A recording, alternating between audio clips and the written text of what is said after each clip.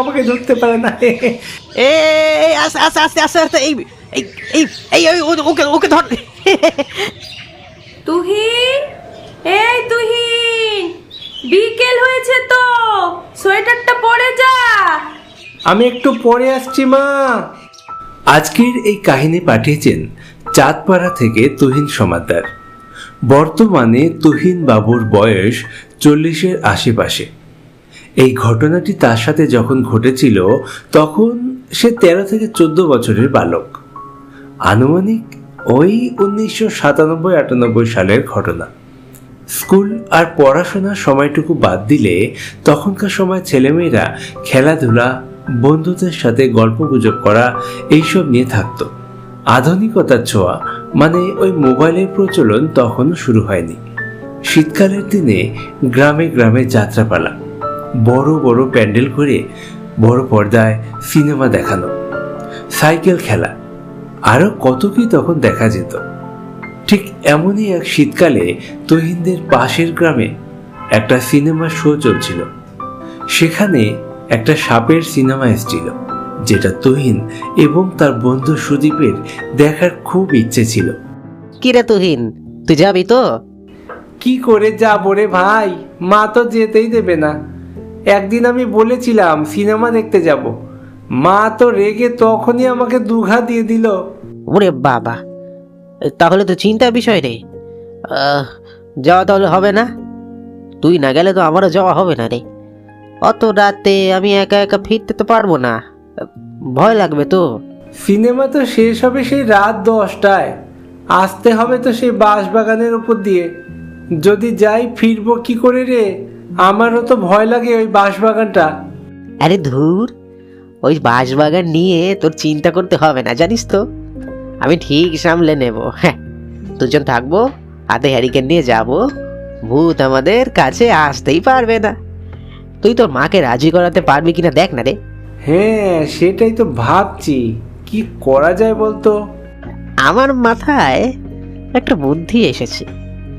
যদি তোর মাকে বলিস যে আজকে তুই আমাদের বাড়িতে থাকবি, মানবে না? হ্যাঁ, সিনেমা দেখে এসে আমাদের বাড়িতেই শুয়ে পড়বি, কালকে সকালে বাড়ি চলে যাবি, হবে? আমি বলে দেখতে পারি ভাই, কি হবে জানি না, পিটানিও দিতে পারে। আচ্ছা, তুই বলে দেখ। চল চল, আমি তো বাড়ির সামনে লুকিয়ে থাকবো, যদি যেতে পারিস আমাকে ইশারা করে দিবি। হ্যাঁ, আমি বাড়ি যেয়ে রেডি হব, আর তুইও সময় মতো রেডি হয়ে আমার বাড়িতে চলে আসবি। ঠিক আছে, চল দেখি কি বলে।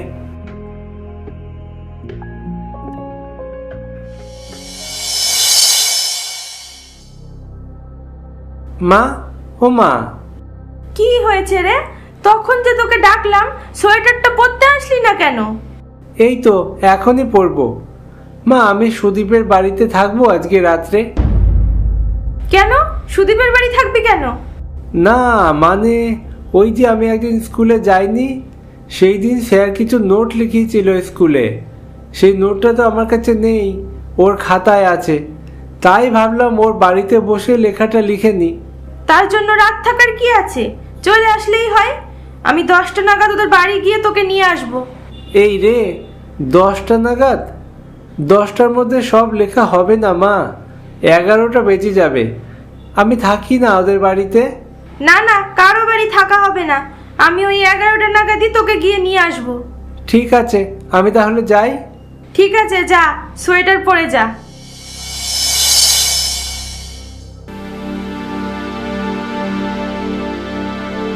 যাবো যাবো, যা যা, রেডি হ রেডি হ।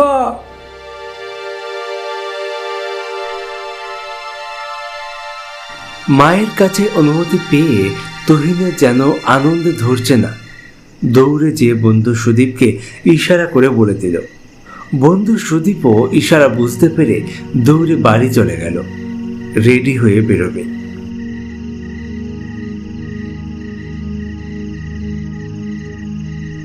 কিছুক্ষণ পর তুহিনও ঘর থেকে বেরিয়ে যায়। সুদীপের বাড়ি থেকে সুদীপকে নিয়ে রওনা দেয় পাশের পাড়ার সিনেমা দেখতে। সিনেমার সময় ছিল সন্ধ্যে 7টা থেকে 10টা। ফিরতে ফিরতে তাদের 10:30 থেকে 11টা বাজবে।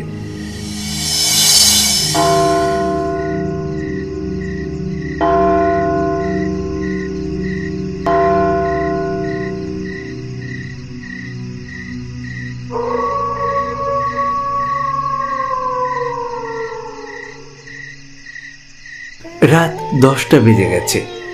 তুহিন ও সুদীপ হাতে হেরিকেন নিয়ে সেই বাঁশ বাগানের ভিতরের রাস্তা দিয়ে হেঁটে হেঁটে আসছে।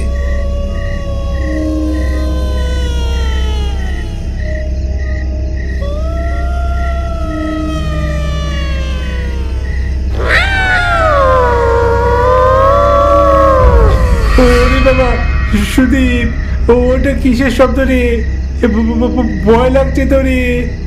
আরে ওটা বিড়ালের শব্দ। ধুর, অত অত ভয় পেলে চলে নাকি? হ্যাঁ, হাঁটতে থাক, চল হাঁটতে থাক।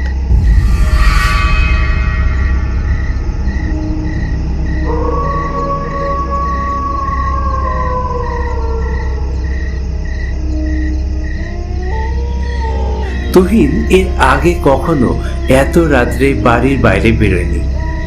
আর এটা তো বাঁশ বাগান, চারিদিকে নানা রকম ভয়ঙ্কর শব্দ হচ্ছে। একেতে শীতের রাত, ভয়ঙ্কর ঠান্ডা, তার উপর জঙ্গলের পথ। তারা দুজনে থরথর করে কাঁপছে আর হাঁটছে।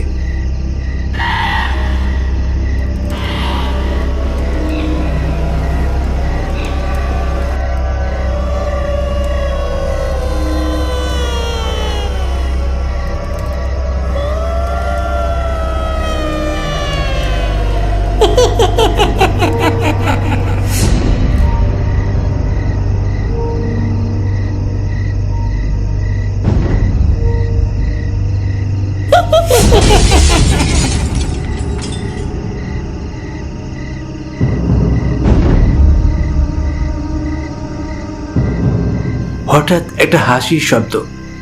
শব্দটা কানে আসতেই দুজনে লাফ দিয়ে উঠল। সুদীপের হাতের হেরিকেনটা হাত থেকে পড়ে গেল সঙ্গে সঙ্গে। সঙ্গে সঙ্গে কাজ ভেঙে গেল আর নিভেও গেল। চারিদিকে ঘুটঘুটে অন্ধকার।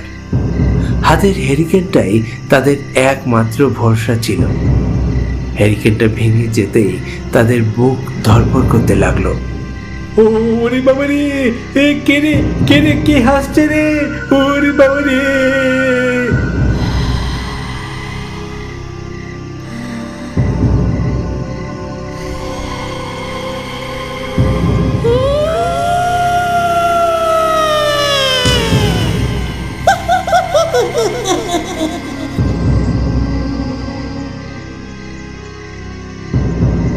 কিরে, দাঁড়িয়ে আছিস কেন? এদিকে আয়।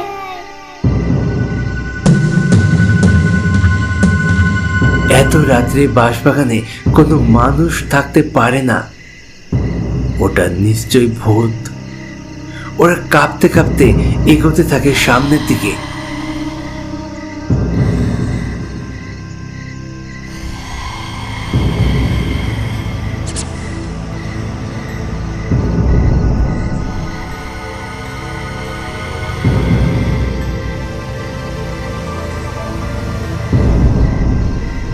কিছুটা এগোতেই দেখতে পায় একটা বাঁশের মধ্যে বেঁধে রয়েছে একটা ভয়ঙ্কর ভূত।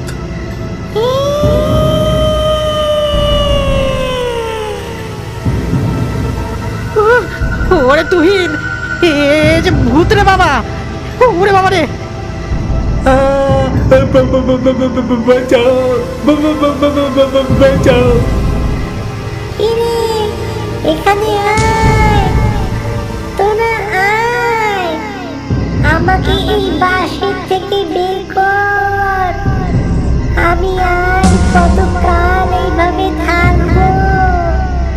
এই যন্ত্রণা যে আর সইতে পারি না। বের কর, আমায় বের কর।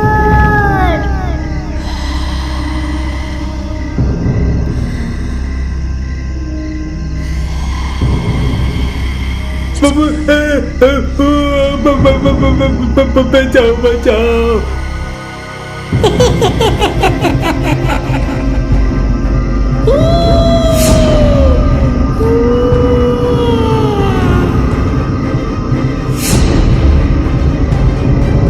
পালা পালা পালা, তুই পালা এখান থেকে। ওরে চল, পালিয়ে চলি, ভূতে ঘাটটা আজকে মটকাবে রে। ওরে পালা।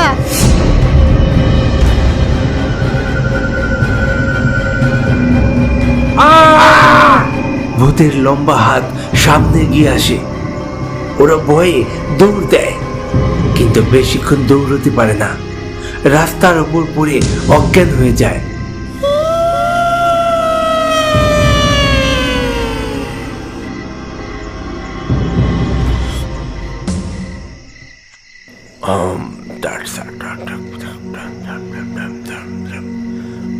ওদের যখন জ্ঞান ফেরে, দেখতে পায় ওরা দুজনেই সুদীপের বাড়িতে। একজন তান্ত্রিক ওদেরকে ঝাড়ফুঁক করছে। ওরা জানতে পারে রাস্তায় ওরা অজ্ঞান হয়ে পড়েছিল। সেই রাস্তা দিয়ে তাদের গ্রামেরই একজন সাইকেল চালিয়ে বাড়ি ফিরছিল। ওদের দুজনকে পড়ে থাকতে দেখে গ্রামে এসে খবর দেয়। তারপর গ্রামের লোকজন সঙ্গে সুদীপের বাবা তাদের দুজনকে বাগান থেকে নিয়ে আসে।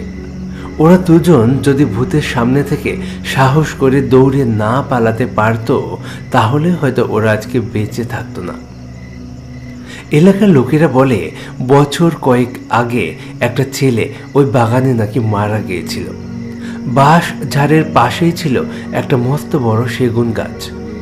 সেই সেগুন গাছে উঠেছিল ছেলেটা। কোনো কারণে গাছ থেকে পড়ে যায়, আর ঠিক সেই সেগুন গাছের নিচে ছিল একটা বাঁশ ঝাড়ের কাটা অংশ। একটা বাঁশ খুবই ছুচালো অবস্থায় ছিল, ঠিক তার উপর পড়ে ছেলেটি। ব্যাস, সেখানেই সব শেষ। তারপর থেকেই ওই বাগানে নাকি গভীর রাতে সেই ছেলেটার আত্মার কান্না শোনা যায়। কেউ কেউ তাকে দেখতেও পায়, ঠিক সেদিন যেমন তুহিন ও সুদীপ দেখেছিল। আজকের মতো গল্প এখানে শেষ করছি। পরবর্তী গল্প নিয়ে ফিরছি খুব তাড়াতাড়ি। প্লিজ সঙ্গে থাকুন, ভালো থাকুন আর দেখতে থাকুন আমাদের গল্প। ধন্যবাদ।